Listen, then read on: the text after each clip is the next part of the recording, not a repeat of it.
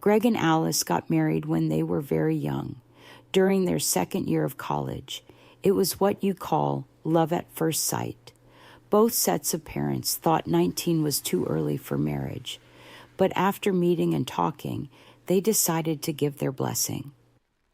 "They can live with us. There's plenty of space," said Greg's father, Andrew. "And if they have kids, I'll be happy to help," added his mother, Helen. Alice was lucky with her in-laws. She was a kind and easygoing girl who always tried to assist Helen. Though her help wasn't always perfect, sometimes she'd grate potatoes too coarsely for hash browns or boil dumplings without butter, causing them to stick together like a cake. Helen never criticized her. Instead, their relationship became more of a close friendship than the usual in-law drama. The day Alice first called Helen Mom, Helen started calling her daughter in return.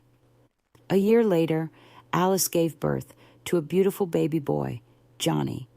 "He looks just like our Greg," Greg's parents beamed. "No, he looks like Alice," her parents argued, laughing at their own excitement.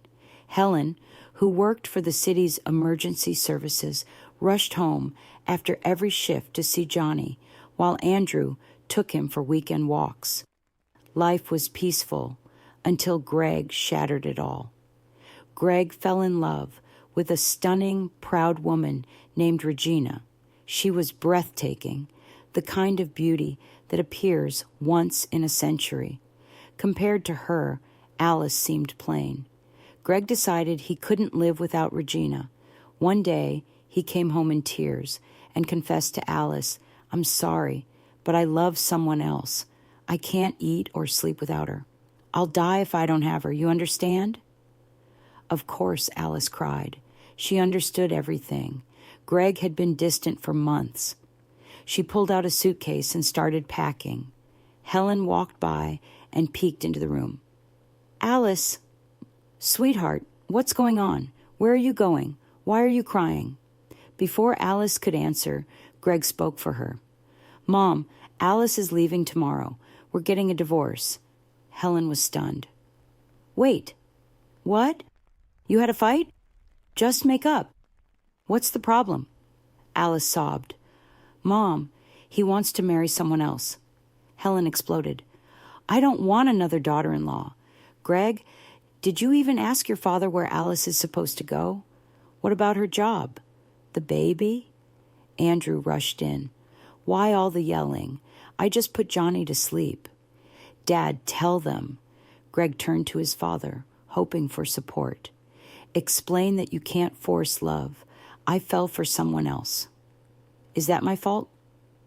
Andrew sighed. "Son, the heart wants what it wants. We won't stop you. Go wherever you want, but pack your bags. The baby stays with us."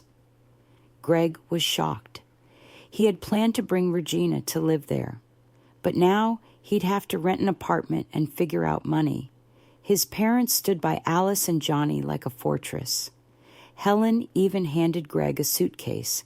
"Here, pack." Greg moved in with Regina, and they got married in a lavish wedding. Her demand, so she could impress her friends. Greg went into debt to make it happen. His parents attended the ceremony but left immediately after. "Sorry, our grandson is waiting at home." Regina never bothered with Greg's parents, nor did she want him seeing his ex-wife and child. She was annoyed whenever he came back, talking about how smart and happy Johnny was growing. "When will we have kids?" Greg once asked. "I want a little girl who looks just like you." Regina always brushed it off. "Kids? We're still young. Why rush? Look, I found a great last-minute deal to the Maldives." She used the same tactics to keep Greg from visiting his parents.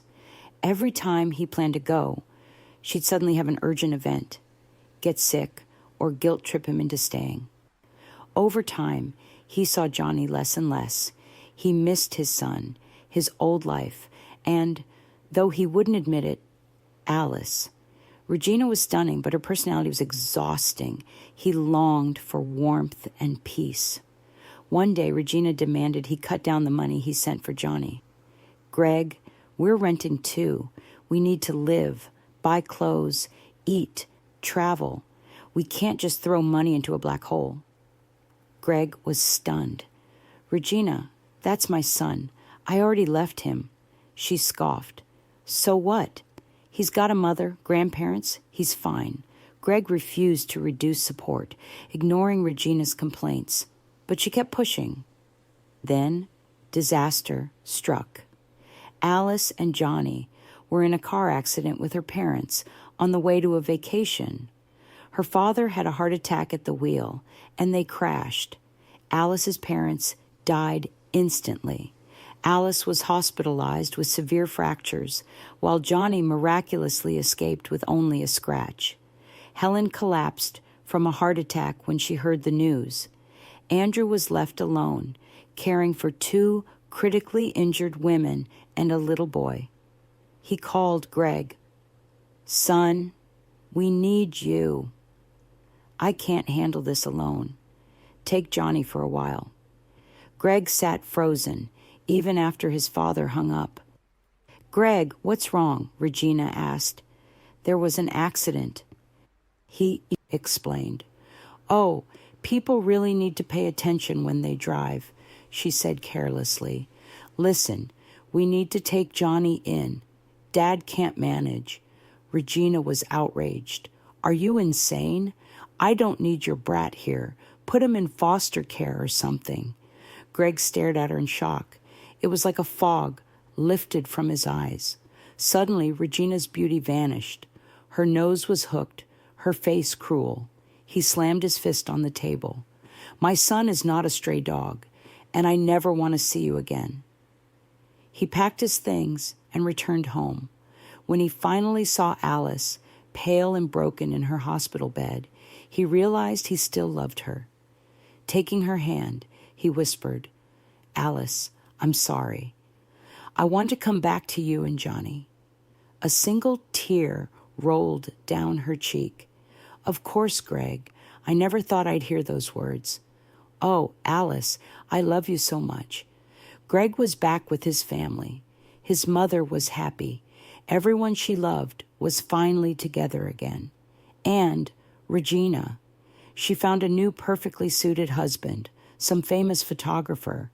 Now they party at fashion events. Well, everyone gets what they deserve.